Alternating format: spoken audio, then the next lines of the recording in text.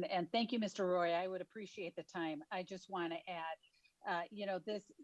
this amendment provides protection for the unborn child who is capable of feeling pain beginning at 20 weeks. All the physical structures necessary to experience pain have been developed. Unborn children at 20 weeks react to painful stimulus, and their hormonal reactions are consistent with pain that can be measured. And this is about protecting these and all children. They deserve our protection, and for this reason, we should be protecting these children, and it is our obligation to. And again, I urge a no vote, and I yield back to the gentleman from Texas. Thank the gentlelady. I will yield my time back. Thank you, Gentleman yields back. Who seeks recognition? Mr. Chairman, What purpose does Mr. Bishop seek recognition? strike the last word. Gentleman is recognized. It is interesting how sometimes a ray of light enters in and catches us all by surprise. I understand what others have commented on, that I'm not sure the proponent of the amendment or any of us anticipated that the majority wouldn't simply rule it out of order to avoid discussion of it. But I'm glad the majority didn't do that. I'm glad that I thought Ms. Jackson-Lee's comments were interesting and touching.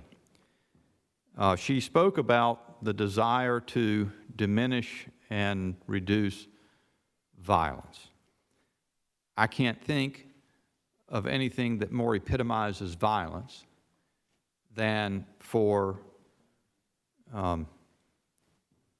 surgical destruction of a child in the womb that can sense pain. It's a horrific thing to consider. It is a barbaric thing to consider. There will be a time in the future of this country when we will look back on the treatment of infants capable of feeling pain in the womb as another mark of great shame on the country. For a country that is conceived in liberty and articulated its ideals as life, liberty, and the pursuit of happiness from its inception. And it's funny, there is this poisonous ideology that infuses our institutions in the land these days. Some people refer to it sort of, I think, an umbrella term, because there are a lot of others that might cover it as well, but critical race theory. And the essence of that is to say that sort of the United States is a phony. Its principles, its underlying foundational principles are phony. But it's wrong, and it's a poisonous ideology.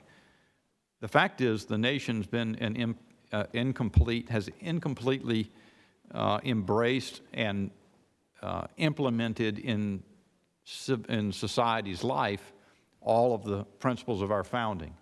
And one of the ways in which the nation didn't at its founding was, of course, the institution of slavery. But the founders could see their way past that even as they set the foundational documents in place. We accomplished that at cost of 600,000 lives in the Great Civil War. And we still have many efforts to undertake to bring about the end of de jure discrimination on the basis of race in the country, and there's still work to be done. But it's funny how this happens, that the way our politics are arranged, that those who are most asserted against consideration of the child in the womb are the same people who want to condemn American society as unjust. This is an injustice that, again, is impossible to conceive. If you went back to think of some of the most horrific regimes in history, the things that they did were no worse than the killing, the ripping apart of infants, babies, who can sense pain in the womb.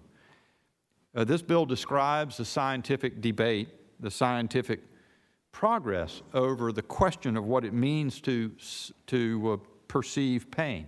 to suffer pain, whether or not a fully formed cerebral cortex is necessary to that, and the reasons for the advances in science since 2007 that indicate strong evidence for the conclusion that a functioning cortex is not necessary to experience pain. And nevertheless, in this country, it is not uncommon at all for abortion to happen, for that destruction of a human life at that point in time to occur. And we don't get many opportunities, at least in the minority in Congress, to discuss that. I notice also the amendment contains the Born Alive Act in its contents. That is to say that if a baby is born alive after a botched abortion, it will be entitled to the standard of care that anyone would be entitled to. And that makes sense as well. It would be a marvelous improvement to a bill that otherwise doesn't have much to commend it, to add this legislation, as part of the legislation. And so I certainly support the amendment, and I yield back. Gentleman yields back. Who seeks recognition? Mr. Chairman, This is a gentleman from Louisiana seek recognition. move to strike last word. Gentleman is recognized. Well, I just want to point out something. We're in the now 11th hour of this hearing, and there are some constituents of ours, people back home, who are following this hearing, and it's easy to get lost in details and all of that, but I just wanted to take a moment, take a pause, and to highlight what we are about to vote on with this amendment. Maybe a couple hours ago, I brought an amendment that was ruled out of order. It was ruled to be not germane. But my amendment, by way of reminder, was to protect the sanctity of human life and to protect our long-held bipartisan tradition where we have always prohibited taxpayer funding of abortions since 1976. For almost a half century, Republicans and Democrats, respecting one another's views, as Ms. Jackson-Lee said, have gotten together and agreed on this basic premise that we will not use taxpayer funds to pay for abortion. And as I reminded everyone earlier, and it was as late as 1994, then Senator Joe Biden, now the president, stated, quote, "Those of us who are opposed to abortion should not be compelled to pay for them," unquote. He was right then, but he's changed his views now. So what we're about to vote on, I'm so grateful that Ms. Fishback has brought this amendment, that it has been ruled germane, because this bill, if you're watching at home, listen, this is what it does. This bill prohibits funds collected or appropriated under this giant spending bill that we're marking up today from being used for abortions of pain-capable unborn children.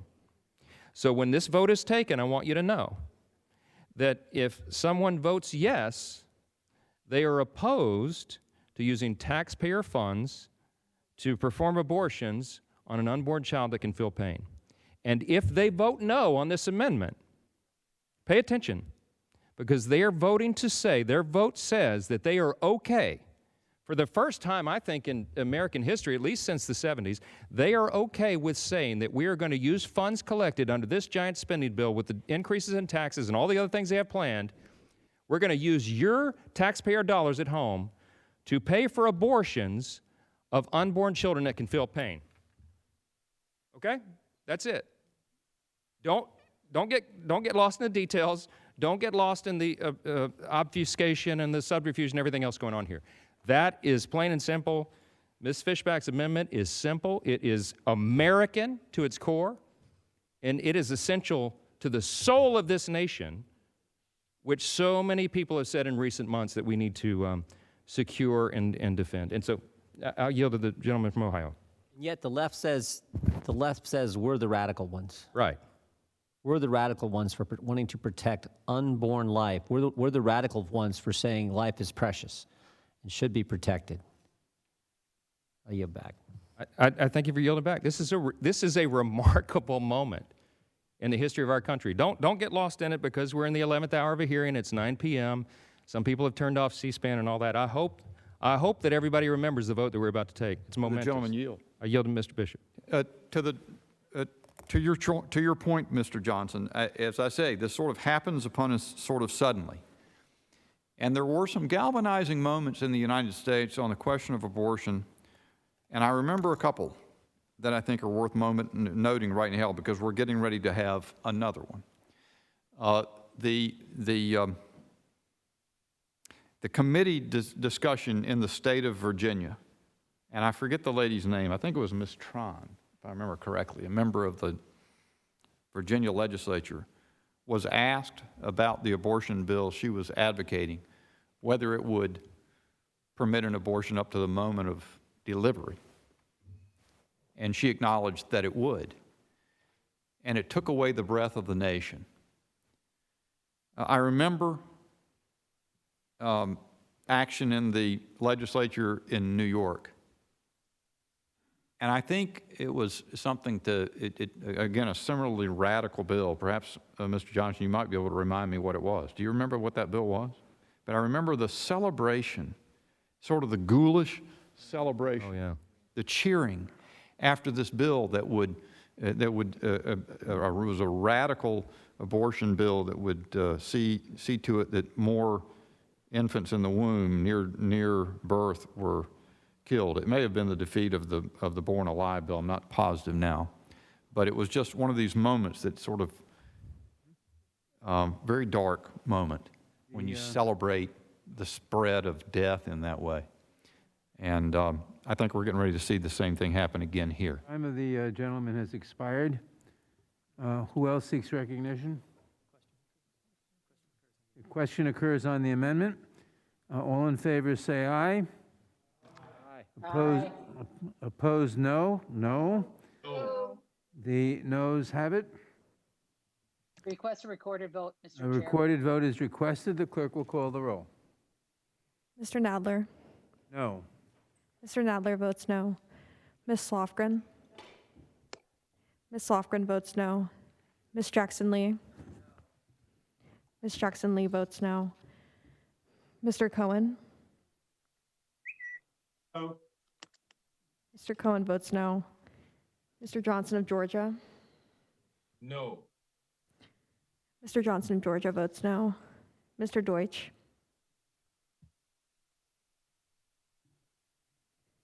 Ms. Bass. No. Ms. Bass votes no. Mr. Jeffries. Mr. Cicilline.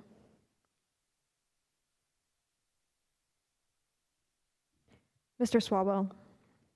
No. Mr. Swalwell votes no.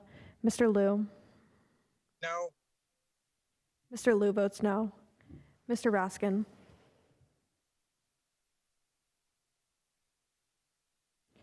Ms. Jayapal. No. Ms. Jayapal votes no. Ms. Stimmings. No. Ms. Stimmings votes no. Mr. Correa.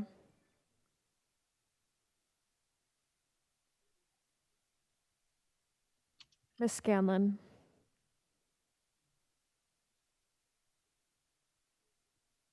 Ms. Garcia. No.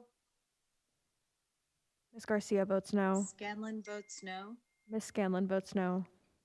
Thank you. Mr. Nagoose. Nagoose votes no. Mr. Nagoose votes no. Ms. McBath. McBath votes no. Ms. McBath votes no.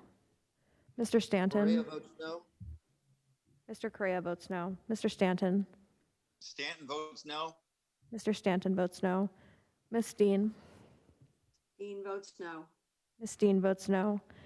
Ms. Escobar. Please admit Mr. Raskin. Ms. Escobar. No.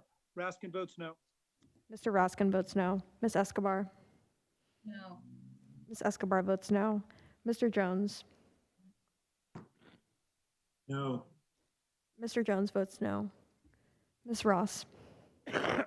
Ross votes no. Ms. Ross votes no. Ms. Bush. Bush votes no.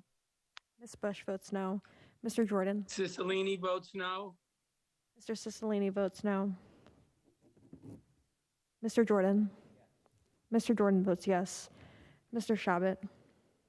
Aye. Mr. Shabbat votes aye. Mr. Gomert. Gomer votes aye. Mr. Gomert votes aye. Mr. Issa. Isa votes aye. Mr. Issa votes aye. Mr. Buck. Aye.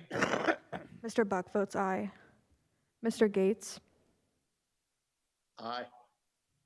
Mr. Gates votes aye. Mr. Johnson of Louisiana. Mr. Johnson of Louisiana votes aye. Mr. Biggs. Mr. Biggs votes aye. Mr. McClintock. Aye. Mr. McClintock votes aye. Mr. Stube. Yes. Mr. Stube votes yes. Mr. Tiffany. Tiffany, aye. Mr. Tiffany votes aye. Mr. Massey. Aye. Mr. Massey votes aye. Mr. Roy. Aye. Mr. Roy votes aye. Mr. Bishop. It's a privilege to vote aye. Mr. Bishop votes aye. Ms. Fishbach. Yes. Ms. Fishbach votes yes. Ms. Sparts. Yes. Ms. Sparts votes yes. Mr. Fitzgerald. Aye. Mr. Fitzgerald votes aye. Mr. Benz. Yes. Mr. Benz votes yes. Mr. Owens. Proudly vote aye. Mr. Owens votes aye. Any other members wish to vote? Mr. Chairman, how am I recorded? Mr. Deutsch, you are not recorded. No. Mr. Deutsch votes no.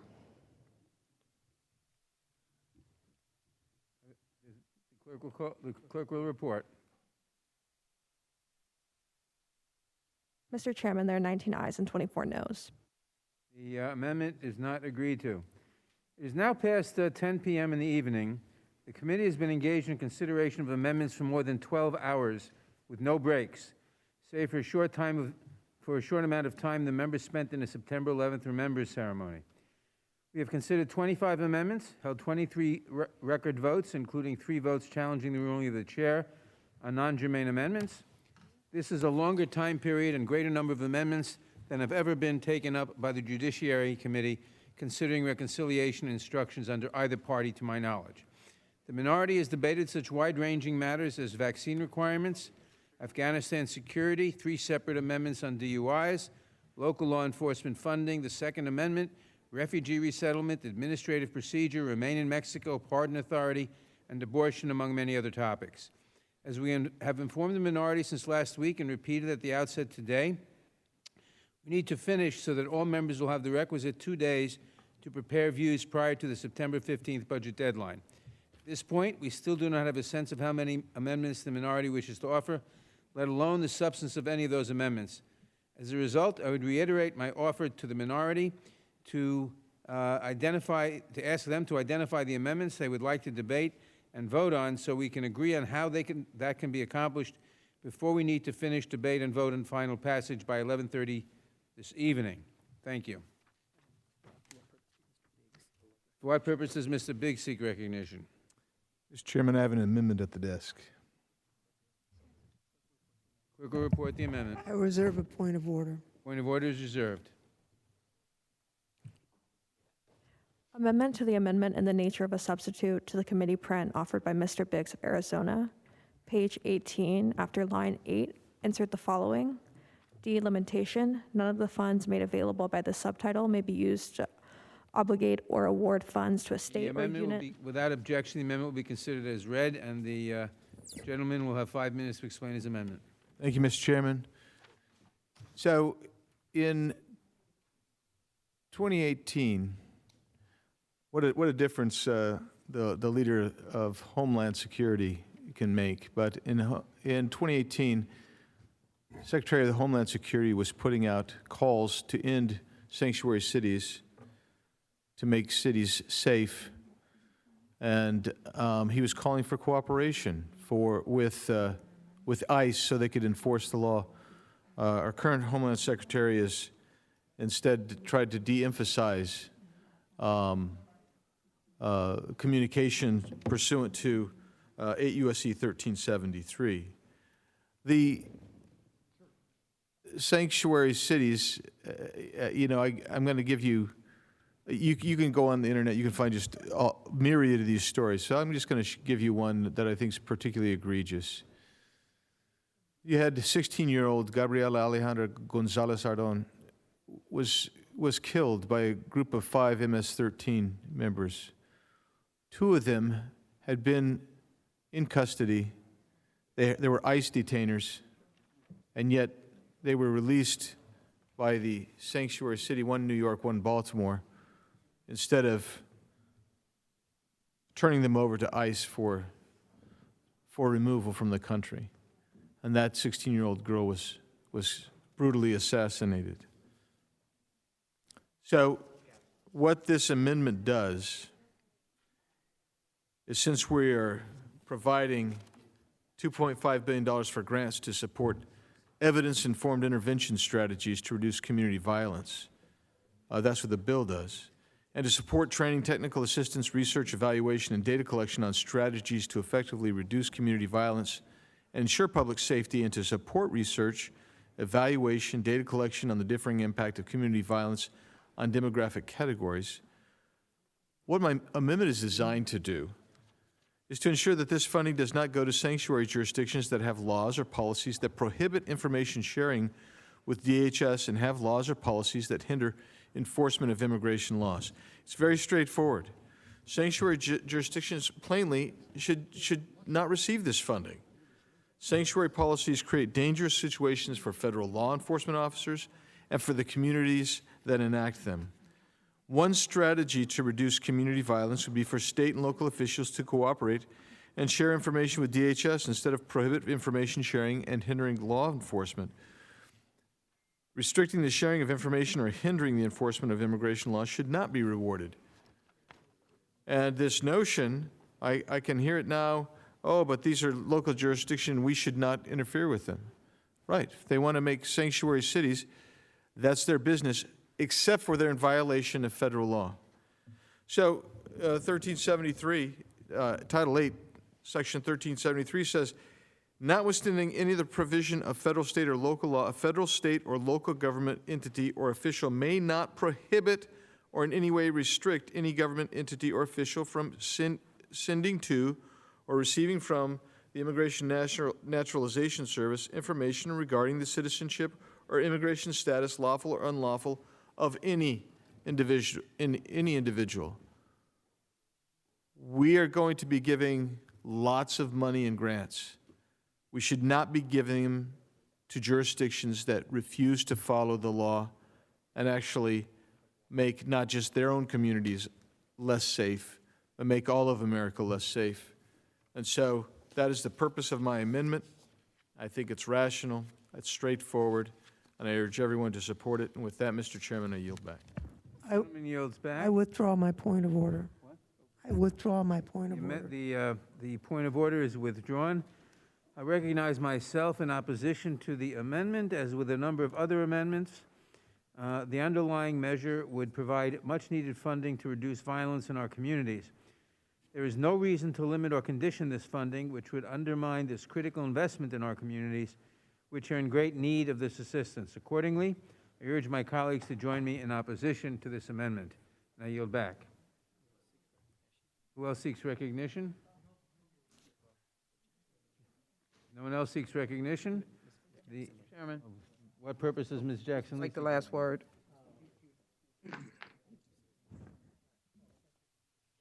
Thank you, Mr. Chairman. The importance of the violence intervention work is more than my colleagues would like to acknowledge.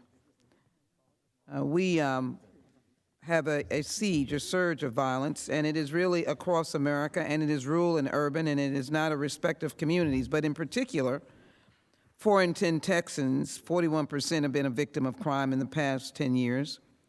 Victims of violent crime are more likely to be low income, young, and people of color.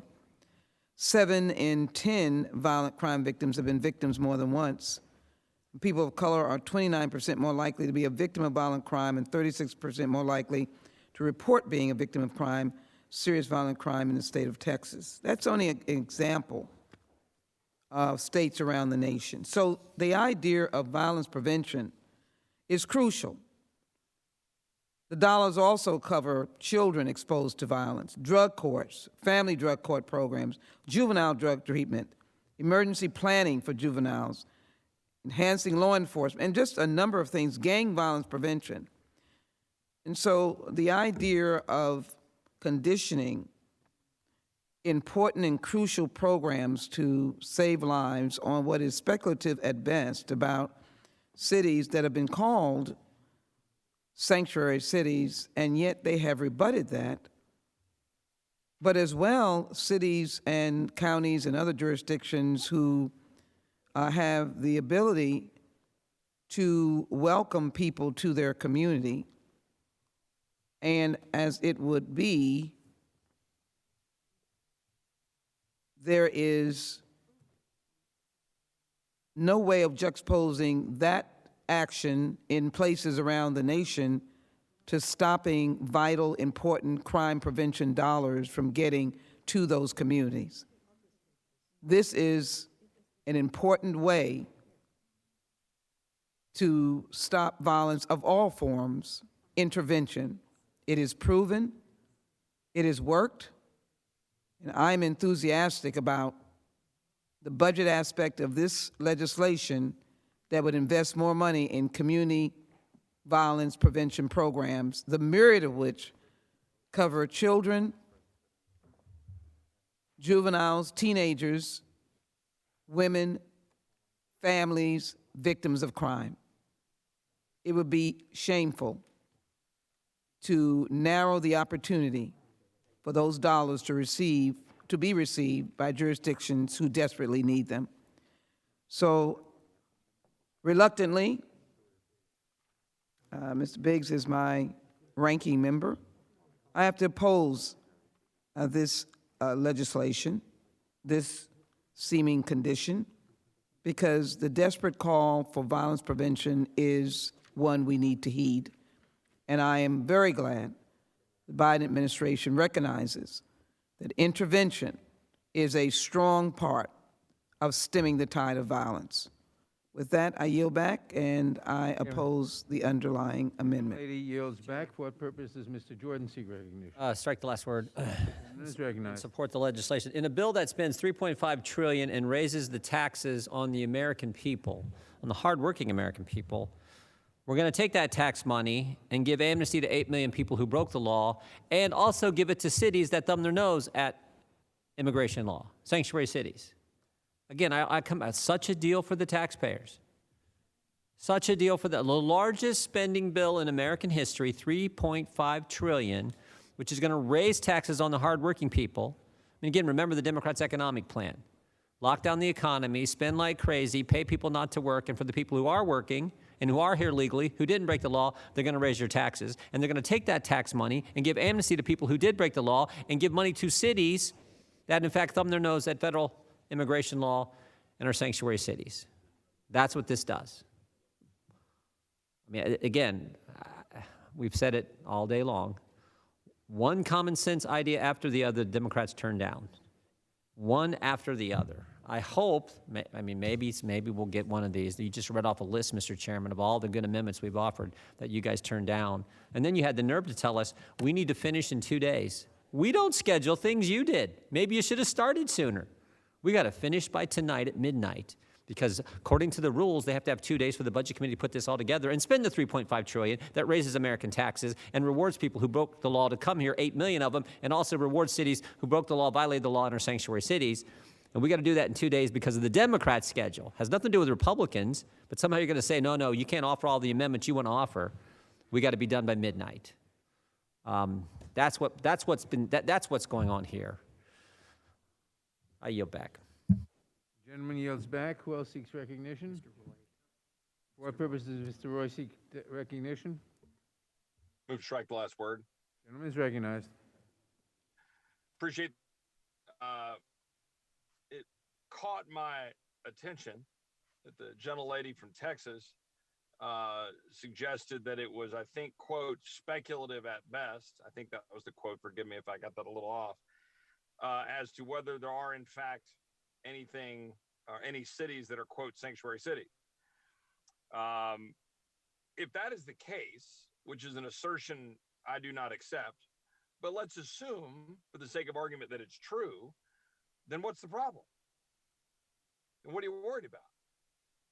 I mean, if you're conditioning dollars on sanctuary cities and they don't exist, if, for example, Houston has never engaged in any sort of behavior to not work with federal authorities on immigration laws, or Austin or San Francisco or anywhere else in the nation, if that's not a problem, it's speculative at best, then there's no problem here. You just accept it and move on. I suspect that my colleagues on the other side of the aisle know that's not the case. That in fact, there are a number of jurisdictions that do not want to see immigration laws enforced. And they know that that's a problem. And so that therefore my friend from Arizona's amendment actually would do some good with respect to immigration law enforcement, which my colleagues on the other side of the aisle are at least consistent in not wanting to enforce. I also find it interesting that we were talking about crime rates increasing. Well, I wonder why that may be. Why might crime rates be increasing? Could it be my Democrat colleagues throughout the country at the particularly local city level defunding police? Could it be my Democrat colleagues in the House refusal earlier in a vote and in general to suggest that when we're doling out some of these federal dollars from the magic federal dollar tree that my Democrat colleagues are so fond of using, that, oh, we don't want to put any hook on those federal dollars, saying that maybe you shouldn't defund the police in your core functioning duty of a government to ensure the safety of your citizenry. No, we wouldn't want to do that. So we lament crime increasing, but then we're perfectly fine with defunding the police, perfectly fine with sanctuary cities, perfectly fine with open borders, with cartels empowered, funneling vast quantities of fentanyl across the border, dangerous criminals coming across the border. No. Yeah, that's all fine. We're just going to spend a lot of money we don't have to fund, quote, community programs. Some vague pot of money that we're going to go dump these dollars into without any actual effect to do the very basic form of government and ensure that we secure the communities for our citizenry. One last point. We keep talking about this money. The ranking member, Mr. Jordan, talked about the fact that we're going to be raising taxes, which we are. We are, meaning the Democrats are. And so we're going to have massive tax increases, which is going to harm economic growth. And then, oh, by the way, oh, yeah, they're going to keep spending it on more of these great, quote, investments. Not at all thinking, oh, well, if we're going to raise taxes, forgetting the fact that that's going to harm economic growth, harm the very tax revenue you want to collect, that if you assume more revenue from those taxes, which is debatable, you're going to, instead of actually doing something about $30 trillion of debt, instead of doing something about the fact that we're racking up massive amount of expenditures on the back of COVID, in the name of COVID, $5 trillion, any of that, no. Going to go dump it in a bunch more ineffective federal programs that stand in the way of the people and continue to fund the tyranny of government that is hamstringing and strangling the American people by the day. That is your Democratic Party at work, ladies and gentlemen, rushing through a $3.5 trillion bill, which will do no good for the American people, but layer on mountains of debt for your children and grandchildren, while refusing to secure the border, secure your communities, or ensure that we don't have a sanctuary city. I very much strongly support the amendment from the gentleman from Arizona. Now yield back. Mr. Chairman. Gentleman yields back. Who seeks recognition? Bishop. For what purpose does Mr. Bishop seek recognition? Moves to strike the last word. Gentleman is recognized. I yield to the gentleman from Arizona, Mr. Biggs. I thank the gentleman for yielding, and I have two points, and I realize that that we've been here a while, but I think this is important. We're talking about spending over $100 billion, and we're not really talking about that. We've been talking about this ANS, which focuses on amnesty. Earlier this year, the Washington Post reported, and it's true, that President Biden nominated Tucson Police Chief Chris Magnus to become the Commissioner of U.S. Customs and Border Protection. Now, why was that so interesting? Well, he didn't like President Trump, but that we understood that. but he mostly did not like immigration policies by President Trump, particularly how federal law enforcement operated. And so one of the things he did as police chief of Tucson, Arizona, was to prevent cooperation and communication with Immigration and Customs Enforcement. This is 1373 that we're talking about. I read that to you earlier. It's mandatory. That is the law.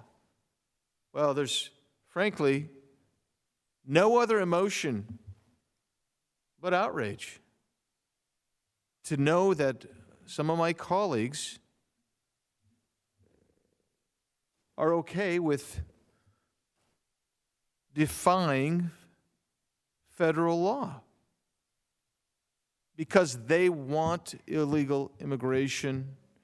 They don't want there to be any kind of carrot and stick approach to these jurisdictions that are releasing criminally violent aliens into the community, not communicating with ICE.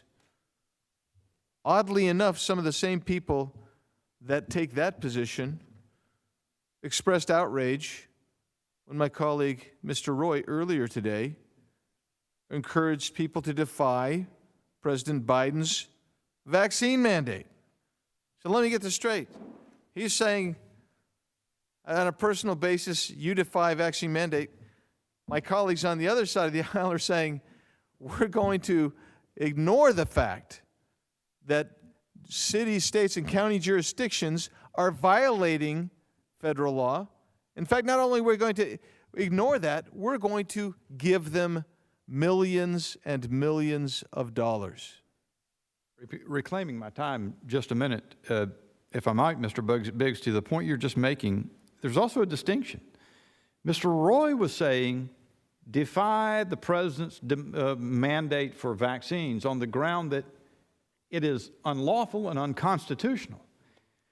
Sanctuary cities, by definition, the states and localities don't determine immigration policy. So if they are working to undermine federal policy, it is established by law. It's not a question of it. It is lawful, and they tell them, we're good with you evading, avoiding, and interfering with it. But if it is an unlawful policy, members are outraged if a member says, do not comply. I yield again. Thank you, and thank you, the gentleman, for yielding, and I appreciate his point because that's exactly right. Moving right into that distinction, that it is clear that this amendment is trying to provide some kind of incentive to obey the law, a constitutional, upheld law, and now,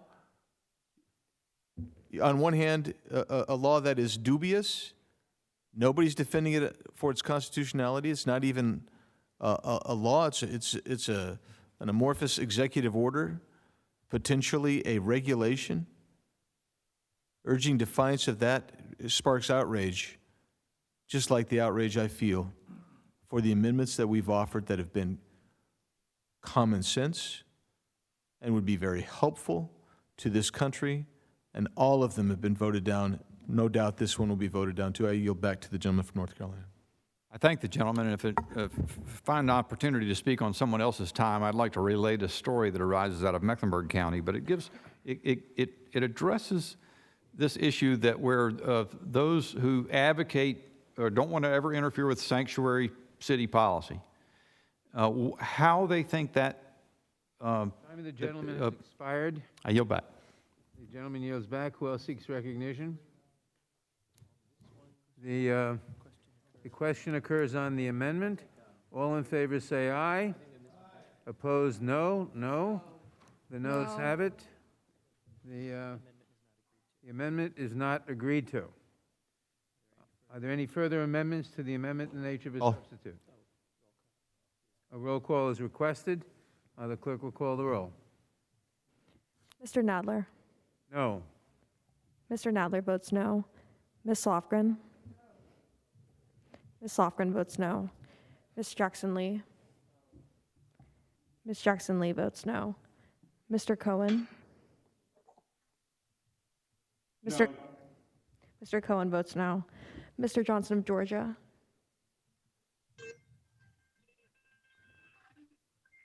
Mr. Deutsch?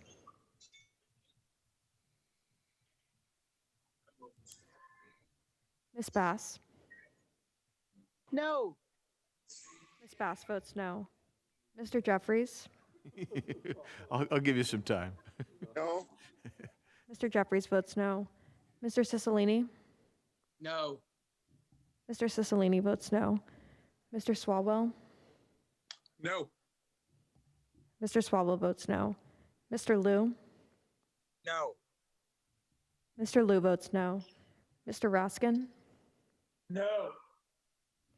Mr. Raskin votes no. Ms. Jayapal? No. Ms. Jayapal votes no. Ms. Stimmings? No. Ms. Stimmings votes no.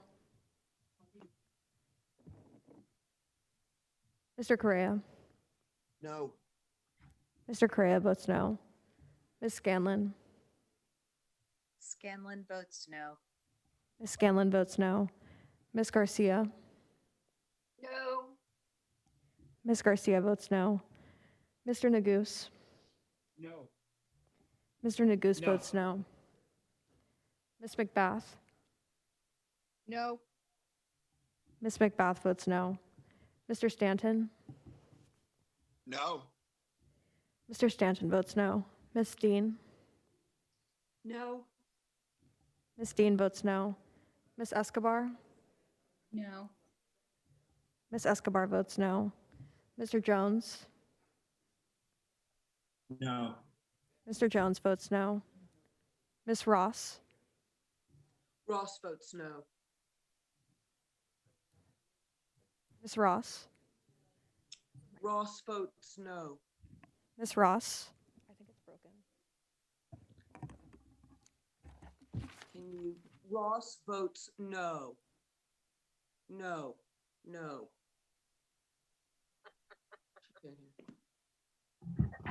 Ms. Ross?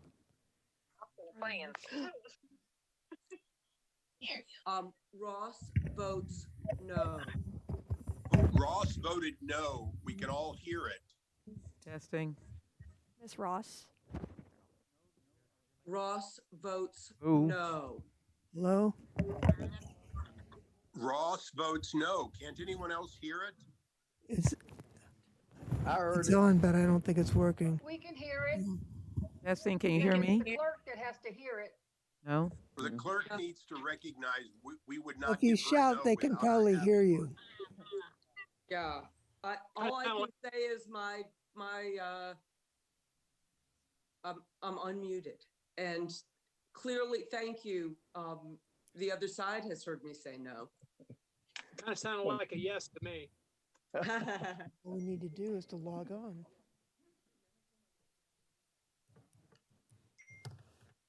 Yeah. So all mics are out, so everyone just have patience.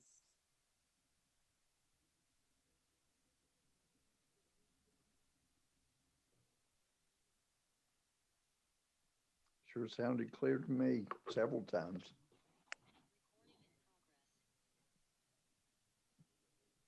Mr. Gomer, Yeah. there's an issue between the Zoom and the room. Those of us in the Zoom can hear it. It's the room that's an issue. Yeah. Well, the nice thing is, I remember somebody who pointed a thumb down on the Senate floor, and they accepted it. So I saw her thumb down too. Maybe that's. I appreciate that. I'll do it again. So Daryl, are you saying we actually repealed Obamacare? No. It was a down, not an up, unfortunately.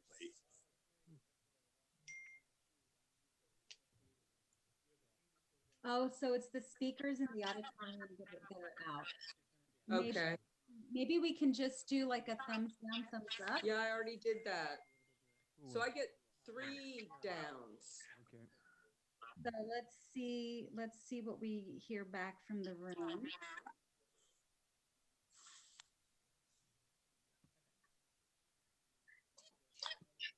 We could form a subcommittee and see how it works with just the Zoom people. Heck, the Republicans might win on remote. You never know. Game on. Ms. Ross. Ross votes no. Ms. Ross votes no. Ms. Bush. Bush votes no. Ms. Bush votes no. Mr. Jordan. Mr. Jordan votes yes. Mr. Shabbat. Aye. Mr. Shabbat votes aye. Mr. Gomert. Gomer votes aye. Mr. Gomert votes aye. Mr. Issa. Aye. Mr. Issa votes aye. Mr. Buck. Aye. Mr. Buck votes aye. Mr. Gates. Aye. Mr. Gates votes aye. Mr. Johnson of Louisiana. Aye. Mr. Johnson of Louisiana votes aye. Mr. Biggs. Mr. Biggs votes aye. Mr. McClintock. Mr. McClintock votes aye. Mr. Stubbe. Yes. Mr. Stubbe votes yes. Mr. Tiffany. Tiffany, aye. Mr. Tiffany votes aye. Mr. Massey. Massey votes aye. Mr. Massey votes aye. Mr. Roy.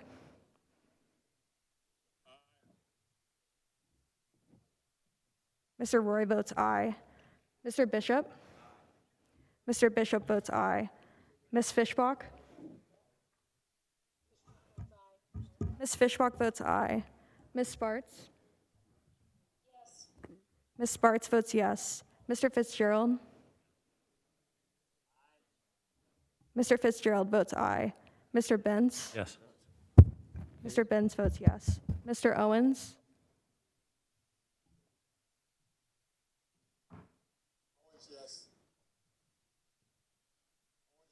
Mr. Owens votes yes.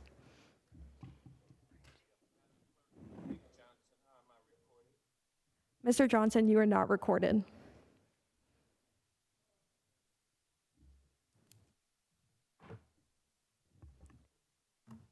Mr. Johnson, you are not recorded.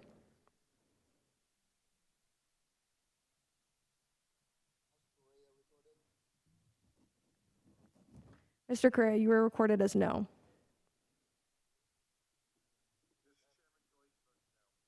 Mr. Deutsch votes no. Are there any members who have been, Mr. Johnson of Georgia votes no.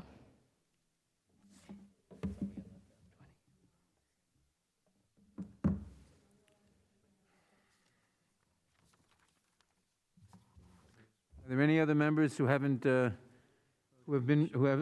wish to be recorded, who haven't been recorded? Clerk will announce the results. Mr. Chairman, there are 19 ayes and 25 noes. The amendment is not agreed to. For what purpose does Mr. Johnson seek recognition? Mr. Chairman, I have an amendment at the desk. Clerk will report the amendment. I reserve a point of order. Point of order is reserved. Amendment to the amendment in the nature of a substitute to the committee print offered by Mr. Johnson of Louisiana. Beginning on page 11, strike line 16 and all that follows through page 12. Without objection, the amendment will be considered as read, and the gentleman is recognized to explain his amendment. Thank you, Mr. Chairman. This amendment is very simple. It would eliminate the entire diversity visa section in the current bill. It would not eliminate the diversity visa program altogether, though that is something we should be considering. The current bill text would allow many of those who were previously prevented from entering the country for legitimate reasons to come back under this expansion in the diversity visa program. The program already makes up to 50,000 immigrant visas per year available by lottery drawing to individuals who are from countries with low rates of immigration to the U.S. These visas are awarded by lottery and with no regard to family status, education, or work potential. It is difficult for anyone to explain how this program benefits our country, especially at a time when we have people from more than 150 nations around the world flooding into our country illegally across our open southern border.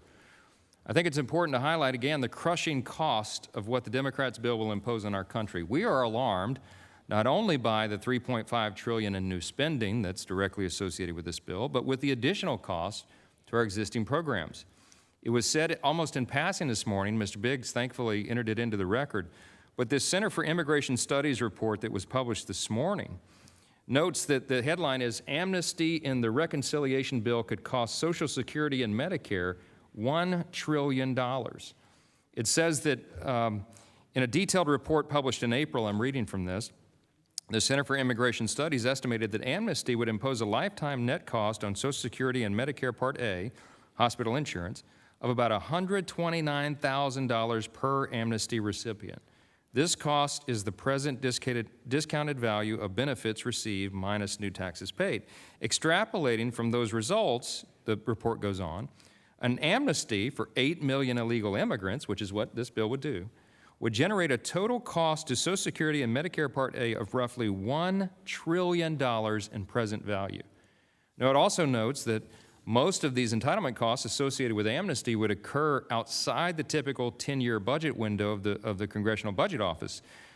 And so what that means is that most of the significant costs of this amnesty and this bill are hidden from the American people. Look, the point is that given all this, we certainly should not be expanding the diversity immigrant visa program right now. It is not needed. It is unnecessary, and it is beyond, way beyond the cost of what our country can afford. And so for that reason, I encourage my colleagues to vote yes for this amendment. It's common sense and sensible. And I yield back. Gentleman yields back. Mr. Chairman, What purpose does the gentlelady from California seek recognition? first, to withdraw my point of order. Point of order is withdrawn. Secondarily, to urge opposition to the amendment. First, Lady is recognized. I think it's important that we realize the tremendous economic benefits of the diversity visa.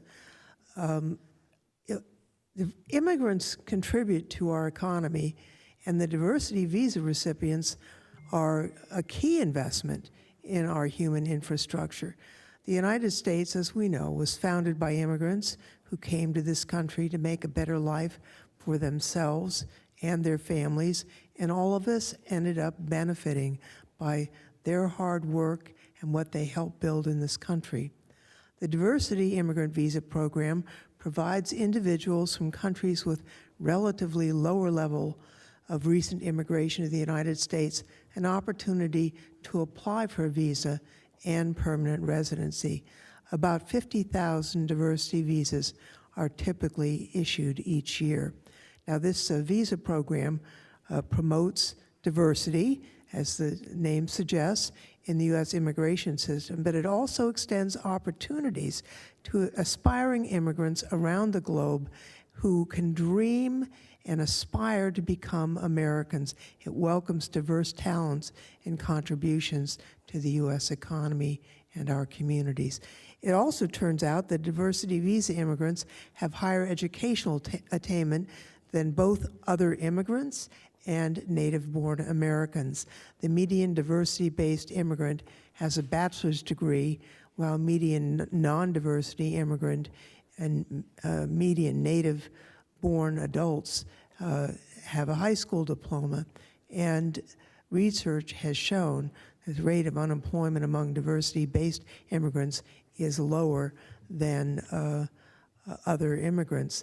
I'd like to note that this bill doesn't actually expand the diversity visa program. What happened there were two circumstances that disrupted the program. First, the former president announced what has been called the Muslim ban, and over several iterations, anyone who won the lottery was unable to actually get the visa after they'd been cleared, background checked, and the like, because of this additional barrier that was provided to them. Then the pandemic hit, and diversity visa applicants who were successful and had cleared all of the background applications couldn't get their visas because they couldn't get in to the consulates and the embassies, which were closed because of COVID, and they also couldn't travel because of COVID. Well, here's what has happened to some individuals. you're an engineer in country X, you and your family win the diversity visa, you get your background checks, and you know you're coming to America. You sell your house, you quit your job, your wife quits her job, the kids leave school, you're ready to go, and then you're told, well, sorry, we changed our mind. You're from a country that we won't now let in. It was a catastrophic experience for thousands of people across the world. What this bill does is simply reinstate the people who were displaced, who were eligible, who were awarded the visa, who passed all the backgrounds, but because of these two circumstances couldn't actually fulfill the promise that America made to them in this program. I think it's the right thing to do, and I would hate to see not only the program eliminated, but this effort to do right by people who want to come and be Americans here with us. And when they do, they're going to add to our communities, they're going to help us with our economic growth, and I know that they will make this a stronger country. Adoption of this amendment would undercut and dilute the bill's investment in human infrastructure, and I think it would diminish the economic benefits that this bill is going to provide for Americans all across the United States from every walk of life. And so I urge opposition to this amendment, Mr. Chairman, and I yield back. Gentlelady yields back. Who else seeks recognition? The question then occurs on the amendment. All in favor say aye. Aye. Opposed, nay. Nay. The nays have it.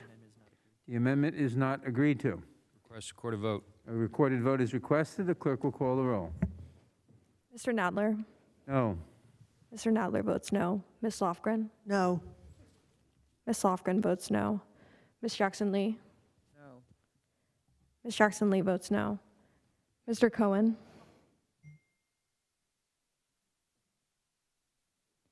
Mr. Johnson of Georgia?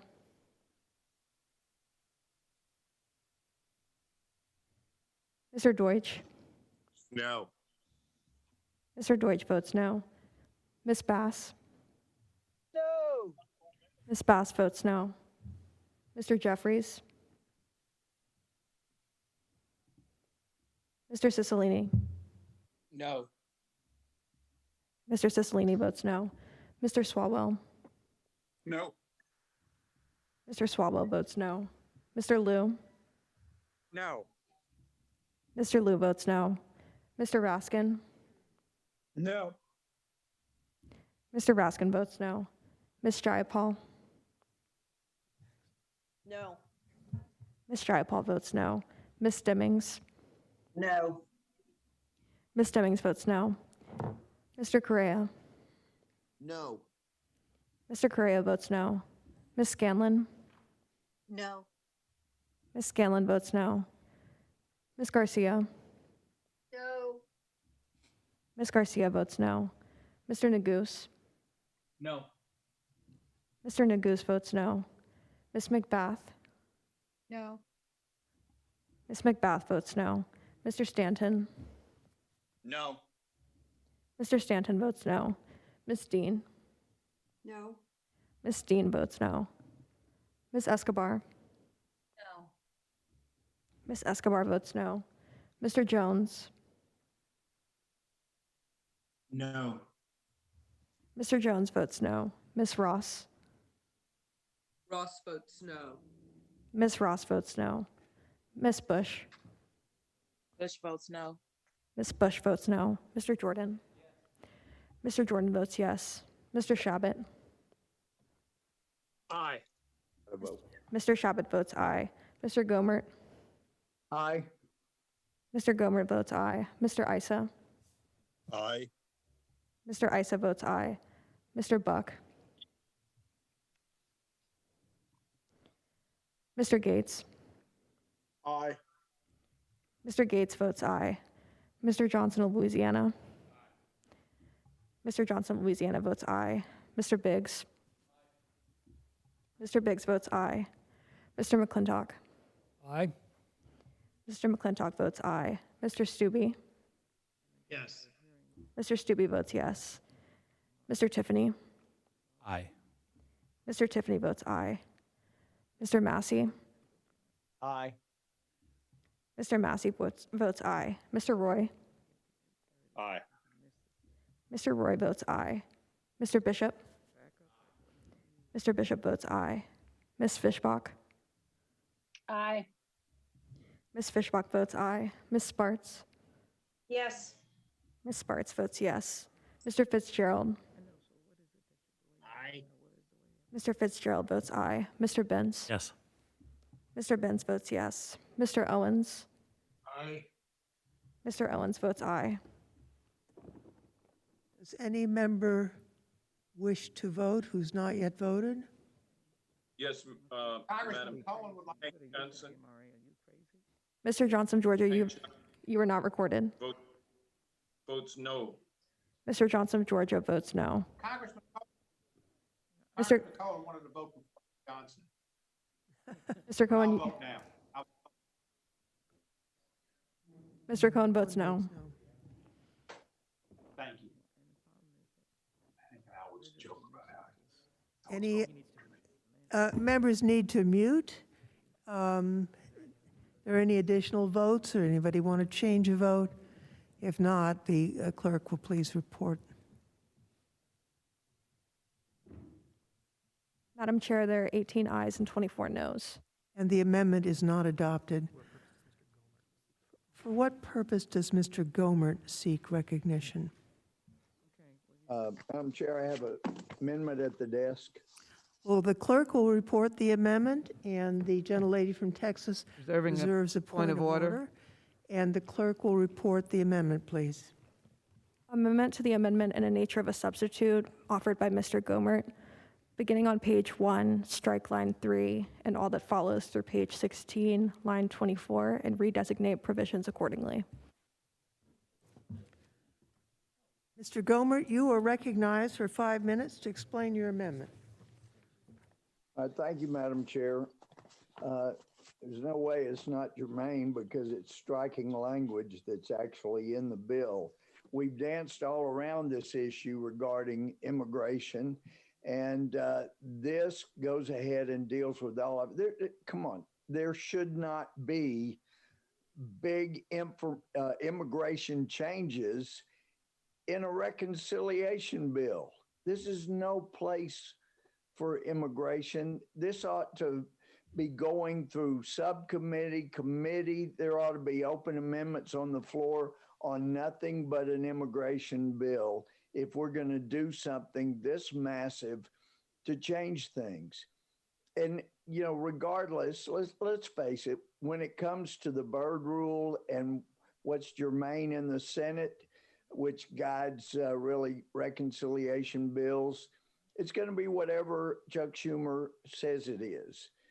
People try to blame things on the parliamentarian, and I really appreciate the current chair following the recommendations of the parliamentarian, but that's not normally the case in the Senate. As we know, the chair could go against the recommendation of the parliamentarian. That's why I appreciate our current chair in this committee saying she would follow whatever the recommendation of the parliamentarian is or has been. Not so in the Senate. So whatever we take up is going to end up getting through the parliamentarian in the Senate unless the majority leader Schumer decides he doesn't want something to be part of the bill. So anyway, this there is so much complicated about the immigration bill, and I've got another amendment that deals like with the rollover of immigration numbers. Well, they're already rolling over. And this needs a thorough vetting. It needs to be thoroughly looked at because, for example, if the 140,000 designated employment visas are being completely used, are not being completely used rather, well then under the law currently, those roll over and become family visas. They don't go unused. They're used one place or another. And yet this bill is, and again, we'll get into this in another amendment of mine, but it's just an example that this really needs to be looked at and thoroughly discussed, and not one amendment late at night like this. It needs to be the focus of legislative hearings where we see what's actually happening. But this bill, provisions on immigration within the reconciliation bill are actually going to create the ability to have more amendments, almost as if cut out of whole cloth, because they're not going unused. They're flipped over. If their family visa's unused, they flip over into the employment. If their employment not used, they flip into the family. So this is creating all kinds of problems. And so this amendment simply says, we're striking the immigration language. A reconciliation budget bill has no business having such a complex effect on our immigration policies, and especially not when we've got people pouring in here from Afghanistan that we have no records on. We don't know who they are. They don't have birth certificates. The Taliban has their records if they have records. So I feel like if we don't slow down on this issue of immigration, then the next 9/11 or whatever date it happens on, commission report will come back to this hearing and say they rushed through this. They opened the door to all kinds of problems when they should put the brakes on here. And look, I've got 15 seconds left. It's not right to do this. And as far as here late in the game, late in the day, we ought to have a thorough talk about it. And I had 4 hours of amendment by myself. The gentleman's time has expired. I yield back.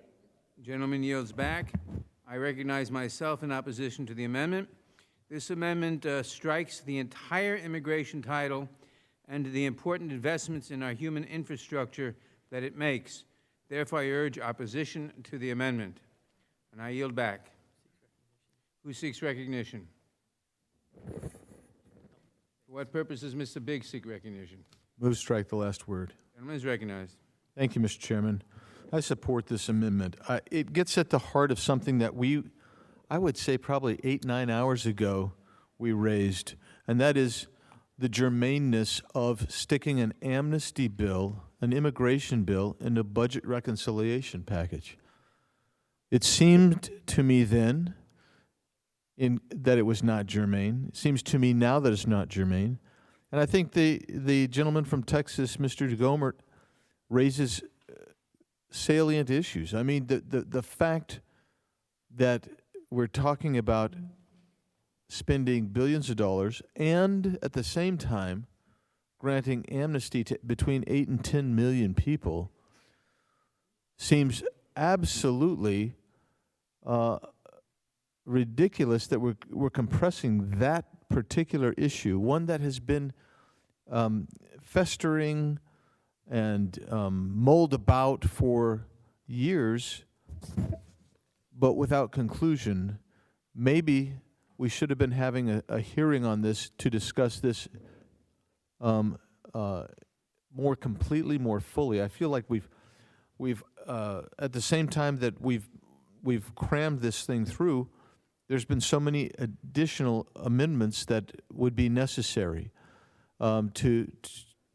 and they've been routinely heard and dismissed without, in my opinion, serious debate, just a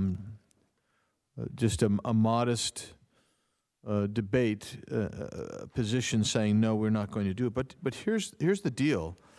I'm going to request, Mr. Chairman, that an article called entitled Taxpayers to Foot Bill for Amnesty under House Proposal dated September 11th be admitted into the record. Without objection. Thank you, Mr. Chairman. I don't know if we're even going to get to some of the other amendments that I had and others still have, I know. But here's the thing I'm looking at. Secretary Mayorkas, for instance, and it's something we should consider, he said in one of his speeches that he was going to make dignity of foreign migrants foremost in his efforts. And he also claimed that the rule of law was a foundational guidepost for him. And then at the same time, we saw the dismantling of the MPP program. We saw a dismantling of the agreements with the Northern Triangle states. We saw a dismantling or a weakening of Title 42, which is why you get over 30,000 unaccompanied children come across in June and July alone, because that was a change he made to Title 42. We saw the stop of the construction of the fence. And we saw a guy who really isn't committed to the rule of law. He's not committed to enforcement. In fact, regarding enforcement, we have 1.2 million people illegally in this country with the removal orders. And he told ICE that he didn't want them to make enforcement a priority anymore. That's from the Homeland Security Secretary.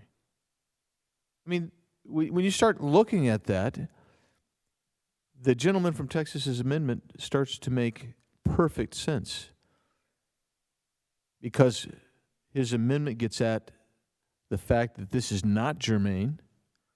No matter how many times you can try to dress it up and say, oh, we're talking about economics. You're not talking about economics. That's not mentioned in the bill, this ANS we've been considering.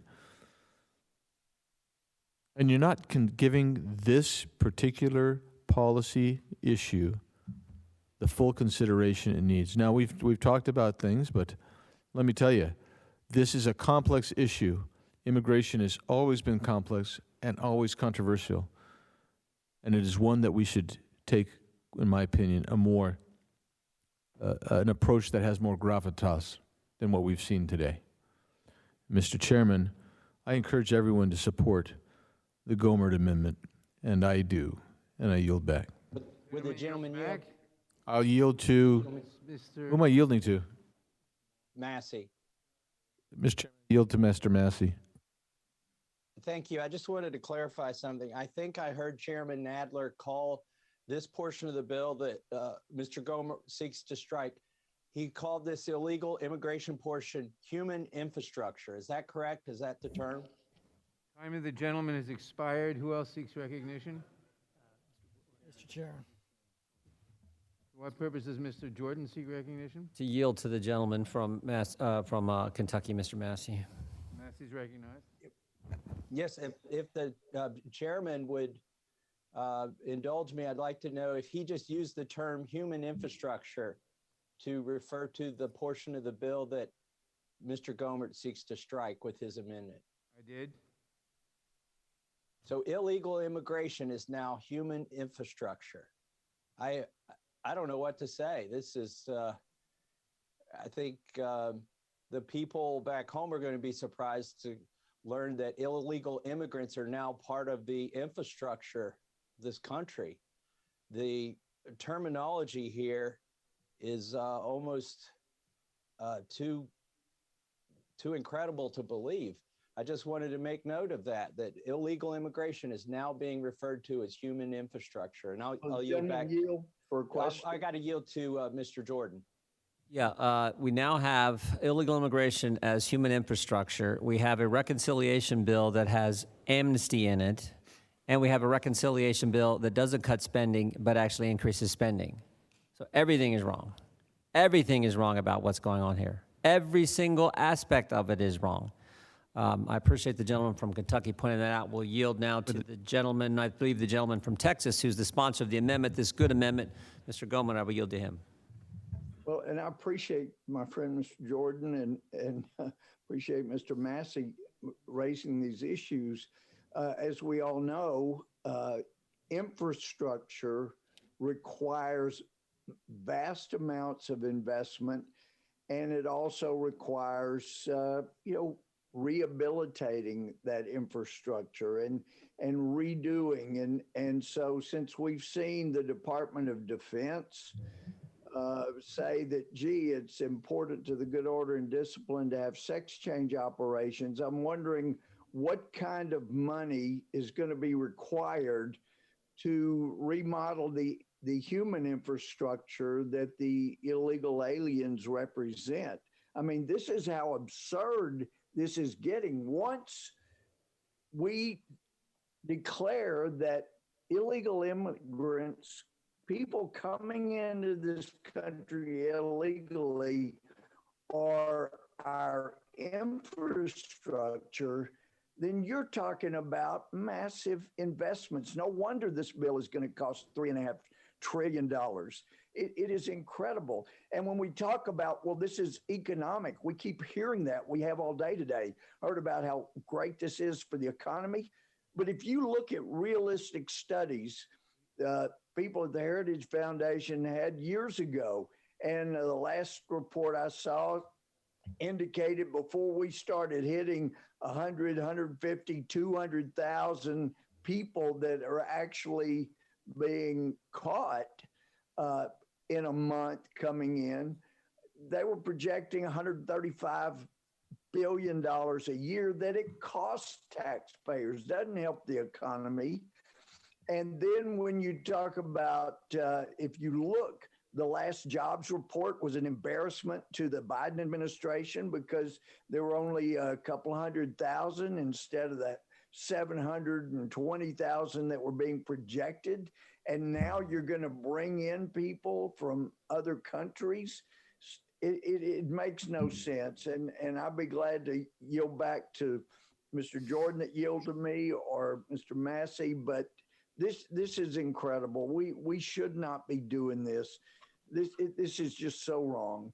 Let's pass my amendment, and then we can come back and deal with immigration on its own. Yield to the gentleman. People yielded to me.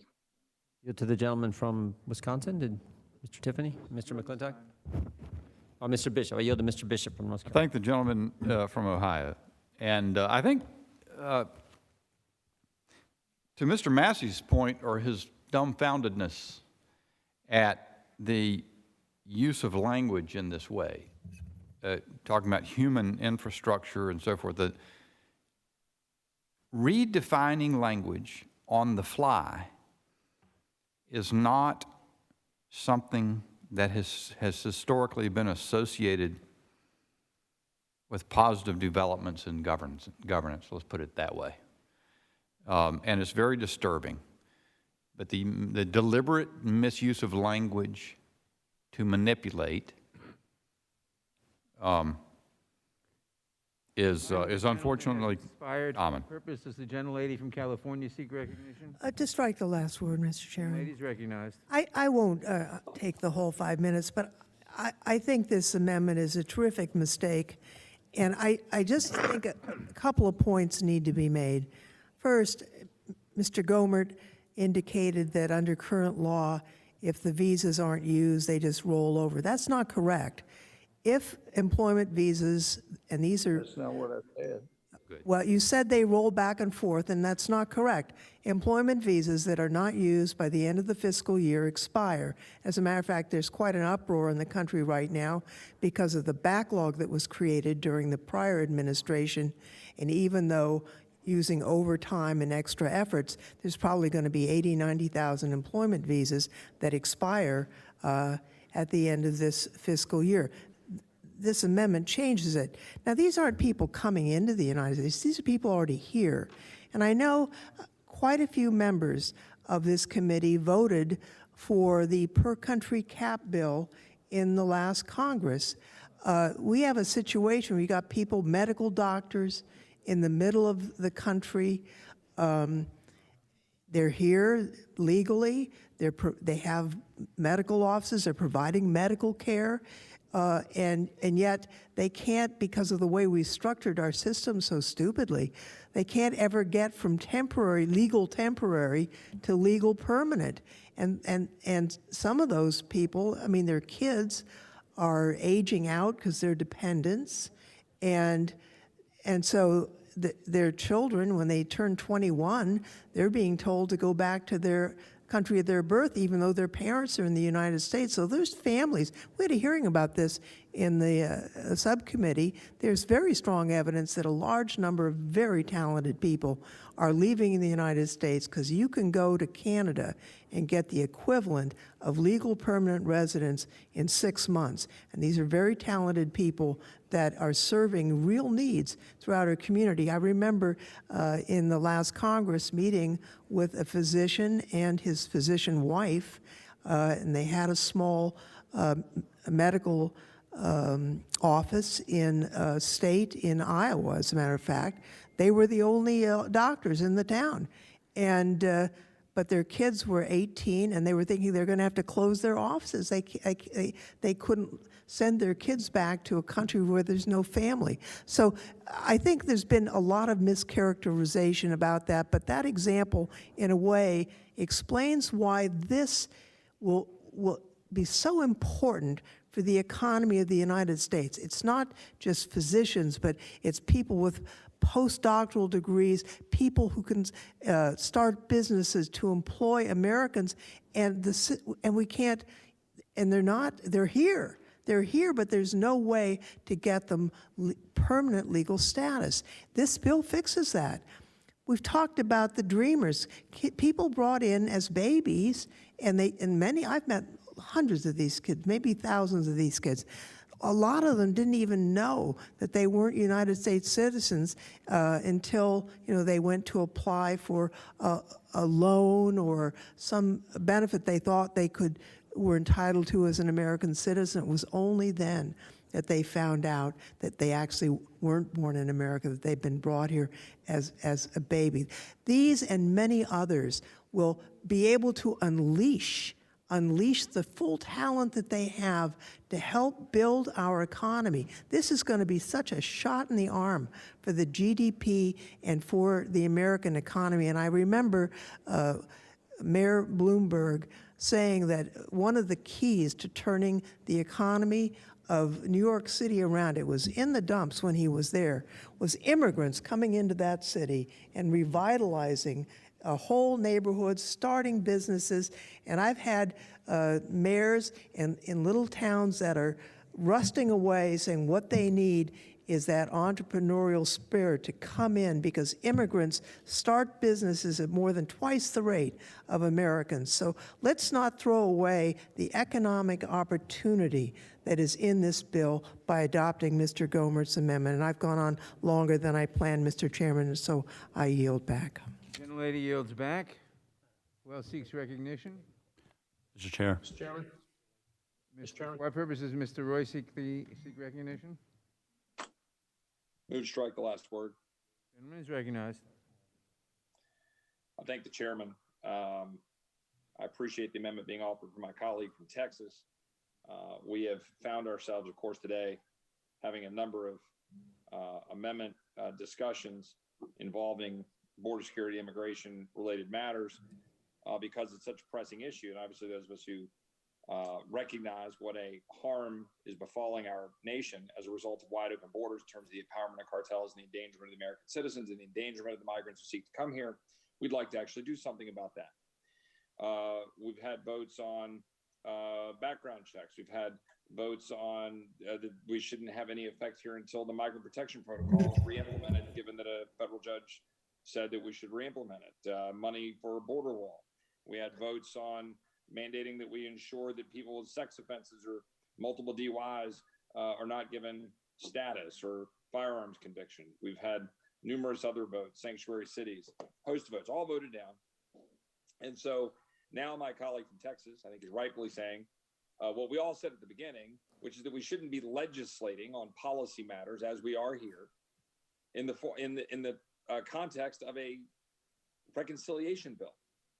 This is the same kind of action that divided the country, coming out of Obamacare, where you try to backdoor in a procedure to try to defeat the 60 vote threshold in the Senate by forcing something in, a square peg in a round hole, and saying we're reconciling. That's just not occurring here. This isn't reconciliation. This is policy making. This is that we all get the joke. Everybody gets the joke. This is to try to jam policy through on 51 votes. That's what it is. Okay, those are the facts. So I appreciate the gentleman from Texas, my colleague, offering this amendment to try to at least somehow put a foot back in the door of actually focusing on reconciliation. I would note that my friend from Kentucky's proper observation that we're now talking about, quote, human infrastructure, an absurd terminology, which is essentially, at least I now know why my Democratic colleagues don't give a rip about the little girls getting raped in South Texas right now, or the dead bodies in counties all along South Texas, the 89 dead bodies in Brooks County, the 70-something dead bodies in the Del Rio sector, the skull found on a ranch in South Texas because it was picked apart after dying in the Texas heat. Don't seem to care. Why? Because apparently we view these human beings as chattel. What more can we think when we refer to them as human infrastructure? What the hell does that even mean? But we're treating these human beings as some sort of political tool, political football. They're dying in South Texas. Ranchers that I talked to last week who are calling 911, sometimes effectively saving a life, often not. Having to then go watch a human being die on their ranch that they've had in their family for years. Happening in real time right now, but nobody in this committee on the other side of the aisle wants to talk about that. Why not? Because it isn't comfortable? You don't want to talk about those things? These are human beings, or are they human infrastructure? I'm sorry. I don't know what the term is right now. But that's what we're dealing with here. Instead of any kind of seriousness of having a real debate about the policy choices. I hear my colleagues on the other side of the aisle talking about DACA as if we don't live DACA all day long, every single day in Texas and border states. And my colleague from California, of course, a border state, and understand that human reality that we've had a failed, broken border for decades. And now human beings are facing the consequences of that. But what my colleagues on the other side of the aisle will never acknowledge is the extent to which the continuation of those failed policies makes our country weaker, makes our country worse off, undermines the very migrants who seek to come here, undermines Central America, undermines Mexico, empowers cartels, eliminates our ability to stand up against China. Also, Democrats can pat themselves on the back in the false name of compassion, saying, look at me, I like brown people, they don't. And it's such unbelievable crap. Go down and talk to the people in Laredo like I did last week. Hispanic Democrats who are just furious, as I said earlier, where is Joe Biden? Where is the administration while our city is under assault, while our ranchers are under assault? So I applaud the gentleman from Texas offering this amendment, and I support it. Now I yield to the gentleman from Texas anytime I have left. You have none. His time has expired. Mr. Chairman. Mr. Chairman. Mr. Benz, for what purpose does Mr. Benz seek recognition? You. Thank you, Mr. Chair. Strike the last word. Gentleman is recognized. Thank you, Mr. Chair. I yield to the gentleman from Texas, Mr. Gomert.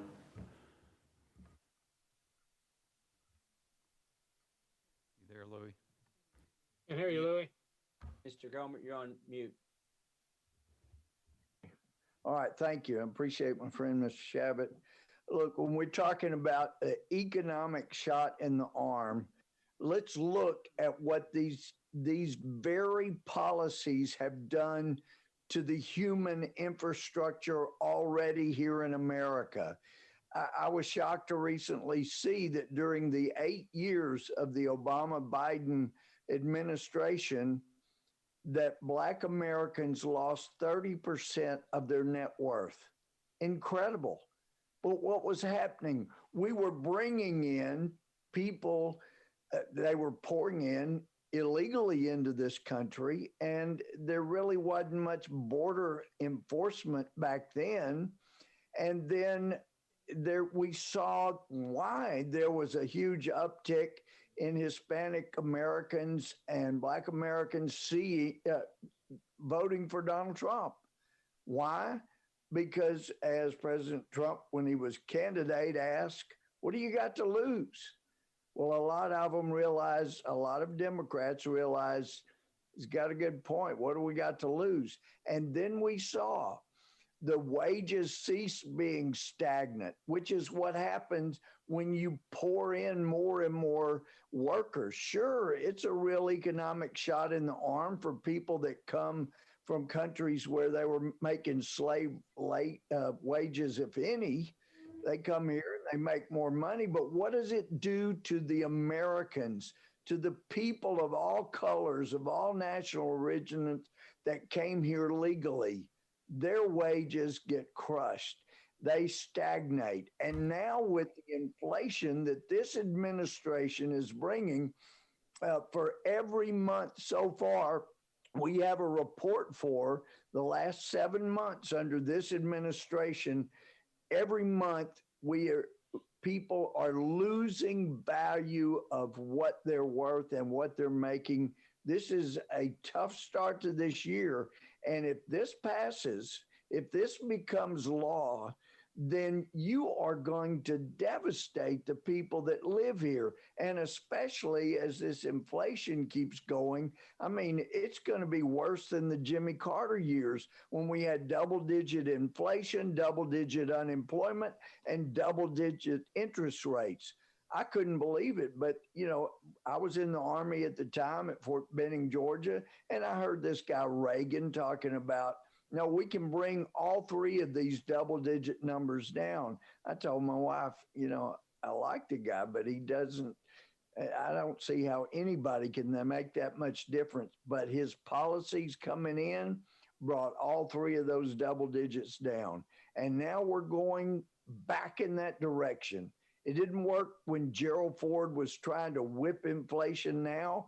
It created more horrors for people just trying to get by during the Carter administration. And all he could do was come on television and tell everybody in winter, wear a cardigan and turn your heat down.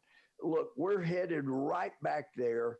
And a huge start to that is with inflation going on, bringing in hundreds of thousands of new of workers you're calling human infrastructure, and Biden's already promised them cash right out, and we're hearing them being promised Medicare, just get here illegally. Look, this is a disaster. Let's put a pause. I'm really begging, let's put a pause. I know you're in the majority. You can do what you want because you are the majority, but think about the people in this country whose wages will hurt, their net worth goes down, more unemployment with inflation. Please, let's think about the people that are here and let's help them by putting a pause on the immigration part of this budget bill. And with that, I yield back to my friend, Mr. Shabbat, and I appreciate the time. I didn't actually yield the time, but I think. Oh, sorry. One of our other colleagues did. Yeah, I was. Yes, I was that's right. That's right. Well, if you can I reclaim do it. move, and I do move to strike the last. You got word. 5 seconds, Chris. The gentleman's time has expired. Mr. Chairman. Time has expired. The question occurs on the amendment. Mr. Chairman. All in favor, Chairman, say move aye. to strike the last word. All in favor, say aye. Mr. Chairman. Aye. Or opposed, say no. Mr. Chairman, you're not going to allow us to at least complete this amendment?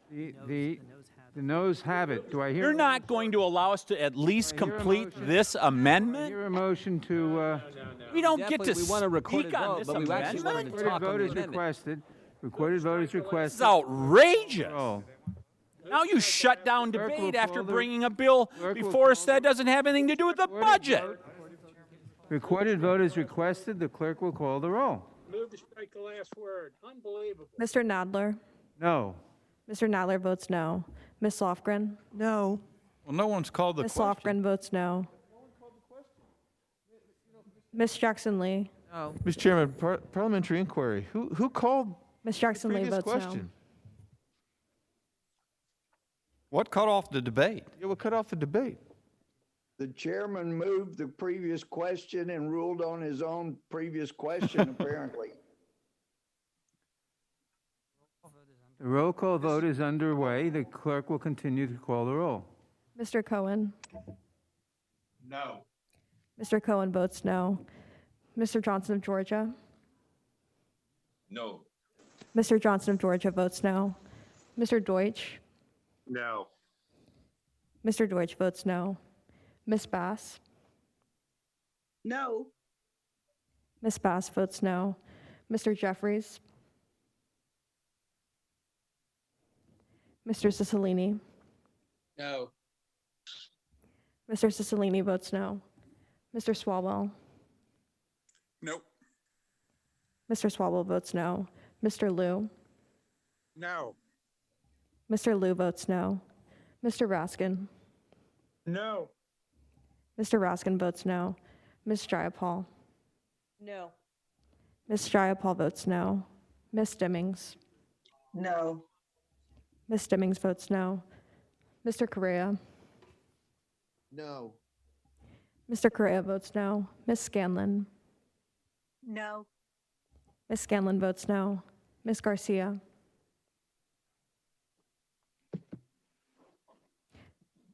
No. Ms. Garcia votes no. Mr. Neguse. No. Mr. Neguse votes no. Ms. McBath. No. Ms. McBath votes no. Mr. Stanton. No. Mr. Stanton votes no. Ms. Dean. No. Ms. Dean votes no. Ms. Escobar. No. Ms. Escobar votes no. Mr. Jones. No. Mr. Jones votes no. Ms. Ross. Ross votes no. Ms. Ross votes no. Ms. Bush. Bush votes no. Ms. Bush votes no. Mr. Jordan. Mr. Jordan votes yes. Mr. Shabbat. Aye, and note my objection to the chairman cutting off debate. Mr. Shabbat votes aye. Mr. Gomert.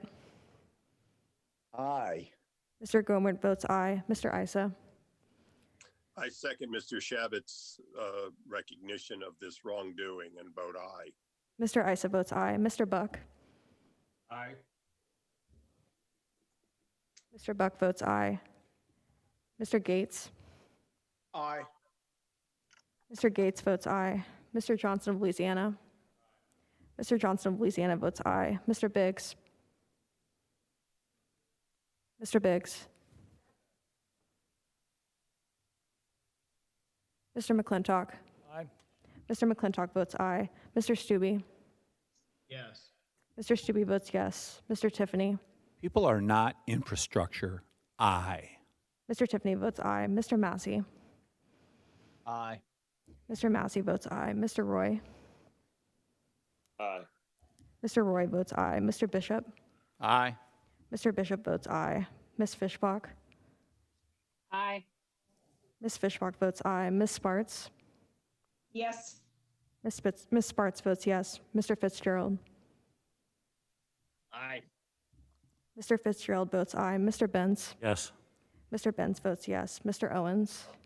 Aye. Mr. Owens votes aye.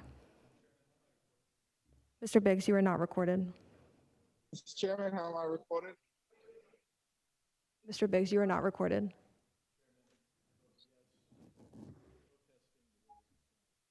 Mr. Biggs votes yes. Mr. Chairman, how am I recorded? Mr. Jeffries, you are not recorded. Jeffries votes no. Mr. Jeffries votes no.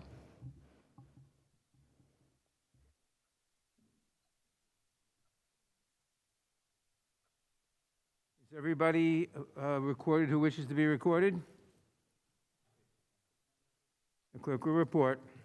Mr. Chairman, there are 19 ayes and 25 noes. The amendment is not agreed to. Mr. Chairman? Ms. Escobar? Mr. Chairman, I move the previous question on the amendment in the nature of a substitute. The question is on ordering the previous question on the amendment in the nature of a substitute. This motion is not debatable. All in favor say aye. Aye. Aye. Opposed say no. No. No. The opinion of the chair, the ayes have it, and the previous question. The recorded vote is requested. The clerk will call the roll. Mr. Nadler. Aye. Mr. Nadler votes aye. Ms. Lofgren. Aye. Ms. Lofgren votes aye. Ms. Jackson Lee. Ms. Jackson Lee votes aye. Mr. Cohen. Aye. Mr. Cohen votes aye. Mr. Johnson of Georgia. Aye. Mr. Johnson of Georgia votes aye. Mr. Deutsch. Aye. Mr. Deutsch votes aye. Ms. Bass. Mr. Jeffries. Mr. Cicilline. Aye. Mr. Cicilline votes aye. Mr. Swalwell. Mr. Swalwell votes aye. Mr. Liu. Aye. Mr. Liu votes aye. Mr. Raskin. Aye. Mr. Raskin votes aye. Ms. Jayapal. Aye. Ms. Jayapal votes aye. Ms. Stemmings. Aye. Ms. Stemmings votes aye. Mr. Correa. Aye. Mr. Correa votes aye. Ms. Scanlon. Aye. Ms. Scanlon votes aye. Ms. Garcia. Aye. Ms. Garcia votes aye. Mr. Neguse. Aye. Mr. Neguse votes aye. Ms. McBath. Aye. Ms. McBath votes aye. Mr. Stanton. Aye. Mr. Stanton votes aye. Ms. Dean. Aye. Ms. Dean votes aye. Ms. Escobar. Aye. Ms. Escobar votes aye. Mr. Jones. Aye. Bill, since 9 o'clock. Mr. Jones votes aye. Ms. Ross. Ross votes aye. Ms. Ross votes aye. Ms. Bush. Bush votes aye. Ms. Bush votes aye. Mr. Jordan. Mr. Jordan votes no. Mr. Shabbat. No. Mr. Shabbat votes no. Mr. Gomert. No. Mr. Gomert votes no. Mr. Issa. No. Mr. Issa votes no. Mr. Buck. No. Mr. Buck votes no. Mr. Gates. No. Mr. Gates votes no. Mr. Johnson of Louisiana. Mr. Johnson of Louisiana votes no. Mr. Biggs. Mr. Biggs votes no. Mr. McClintock. No. Mr. McClintock votes no. Mr. Stubbe. No. Mr. Stubbe votes no. Mr. Tiffany. Mr. Tiffany votes no. Mr. Massey. No. Mr. Massey votes no. Mr. Roy. No. Mr. Roy votes no. Mr. Bishop. No. Mr. Bishop votes no. Ms. Fishbach. No. Ms. Fishbach votes no. Ms. Sparts. No. Ms. Sparts votes no. Mr. Fitzgerald. No. Mr. Fitzgerald votes no. Mr. Benz. Mr. Benz votes no. Mr. Owens. No. Mr. Owens votes no. Mr. Chairman, voted. Mr. Jeffries, you are not recorded.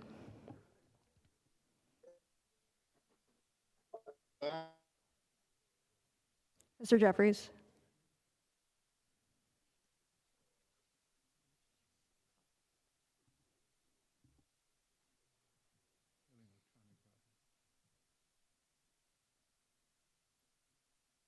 Mr. Jeffries?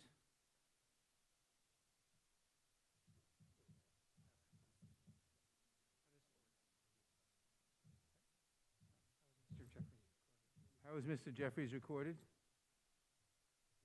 Mr. Jeffries is not recorded. Is Ms. Bass recorded? Ms. Bass, you are not recorded. It's an amendment or final passage? The previous question. Aye. Ms. Bass votes aye. Am I recorded? Ms. Jackson Lee, you recorded as aye. Mr. Jeffries votes aye. Mr. Jeffries, you have to turn on your camera. Mr. Jeffries votes aye. Mr. Jeffries, you have to turn on your camera.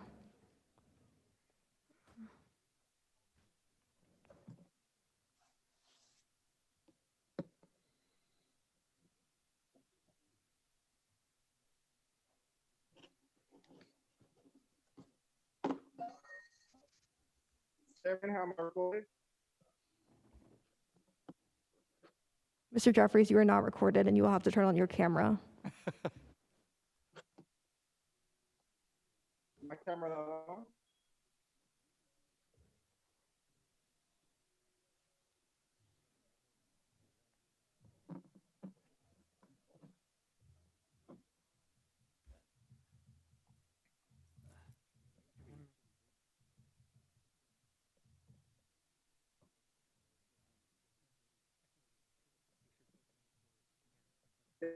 Tim? How am I recorded?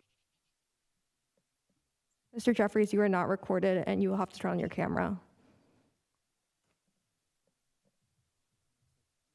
I was Swalwell recorded. Mr. Jeffries, you have to turn on your camera in order to be recorded.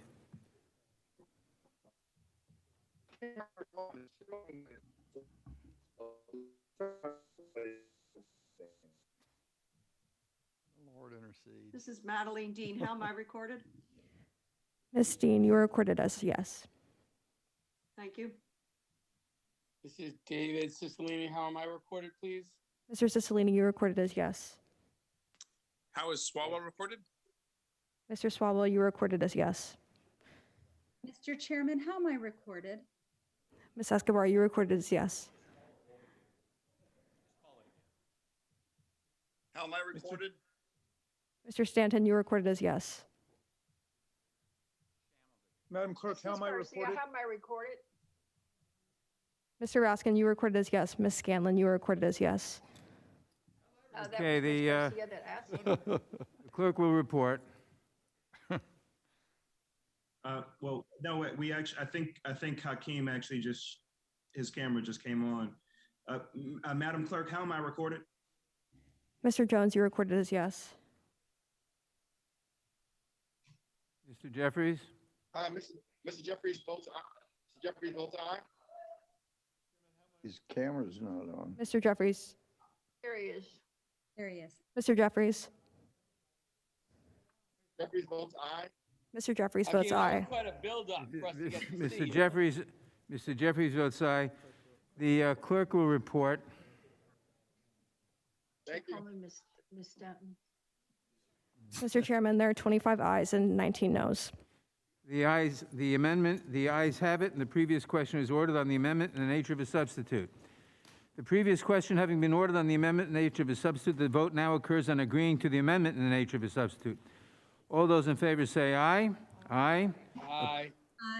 Opposed, no. No. No. In the opinion of the chair, the ayes have it. The amendment and nature of a substitute is agreed to. Recorded vote? Okay. A reporting quorum being present. The question is on the motion to transmit the reconciliation submission and all appropriate accompanying material, including additional supplemental dissenting views, to the House Budget Committee pursuant to Section 2002 of Senate Con Resolution 14. Those in favor respond by saying aye. Aye. Aye. Aye. Opposed, no. No. The ayes have it. The ayes have it, and the motion is agreed to. We'll take a recorded vote on this. Recorded vote is requested, and the clerk will call the roll. Mr. Nadler. Aye. Mr. Nadler votes aye. Ms. Lofgren. Aye. Ms. Lofgren votes aye. Ms. Jackson Lee. Ms. Jackson Lee votes aye. Mr. Cohen. Mr. Cohen votes aye. Mr. Cohen votes aye. Mr. Johnson of Georgia. Aye. Mr. Johnson of Georgia votes aye. Mr. Deutsch. Aye. Mr. Deutsch votes aye. Ms. Bass. Aye.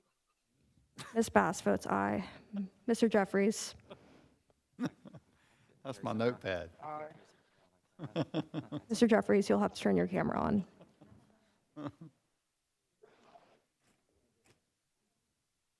Aye. Jeffries votes aye. Mr. Jeffries, you'll have to turn your camera on. It's on. His camera is on. His camera is on. I see him. Mr. Jeffries? Okay. Jeffries votes aye. Mr. Jeffries votes aye. Mr. Cicilline? Aye. Mr. Cicilline votes aye. Mr. Swalwell? Aye. Mr. Swalwell votes aye. Mr. Liu? Aye. Mr. Liu votes aye. Mr. Raskin? Aye. Mr. Raskin votes aye. Ms. Jayapal? Aye. Ms. Jayapal votes aye. Ms. Stimmings? Aye. Ms. Stimmings votes aye. Mr. Correa? Aye. Mr. Correa votes aye. Ms. Scanlon? Aye. Ms. Scanlon votes aye. Ms. Garcia? Aye. Ms. Garcia votes aye. Mr. Nagoose? Aye. Mr. Nagoose votes aye. Ms. McBath? Aye. Ms. McBath votes aye. Mr. Stanton? Aye. Mr. Stanton votes aye. Ms. Dean? Aye. Ms. Dean votes aye. Ms. Escobar? Finally and absolutely, aye. Ms. Escobar votes aye. Mr. Jones? Aye. Mr. Jones votes aye. Ms. Ross? Ross votes aye. Ms. Ross votes aye. Ms. Bush? Bush votes aye. Ms. Bush votes aye. Mr. Jordan? Mr. Jordan votes no. Mr. Shabbat? No. Mr. Shabbat votes no. Mr. Gomert? No, for those who will be hurt by this bill. Mr. Gomert votes no. Mr. Issa? No. Mr. Issa votes no. Mr. Buck? No. Mr. Buck votes no. Mr. Gates? No. Mr. Gates votes no. Mr. Johnston of Louisiana? Mr. Johnson of Louisiana votes no. Mr. Biggs? Mr. Biggs votes no. Mr. McClintock? No. Mr. McClintock votes no. Mr. Stubbe? No. Mr. Stubbe votes no. Mr. Tiffany? Mr. Tiffany votes no. Mr. Massey? No. Mr. Massey votes no. Mr. Roy? No. Mr. Roy votes no. Mr. Bishop? No. Mr. Bishop votes no. Ms. Fishbach? No. Ms. Fishbach votes no. Ms. Sparts? No. Ms. Sparts votes no. Mr. Fitzgerald? No. Mr. Fitzgerald votes no. Mr. Benz? Mr. Benz votes no. Mr. Owens? No. Mr. Owens votes no.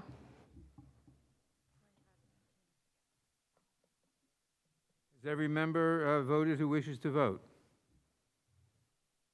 Clerk will report. Mr. Chairman, there are 25 ayes and 19 noes. The ayes have it, and the motion is agreed to. And with that, this meeting is adjourned. Members will have 2 days to submit views.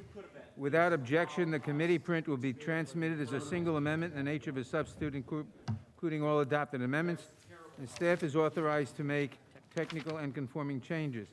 This concludes our business for today. Thanks to all our members for attending. Without objection, the markup is adjourned.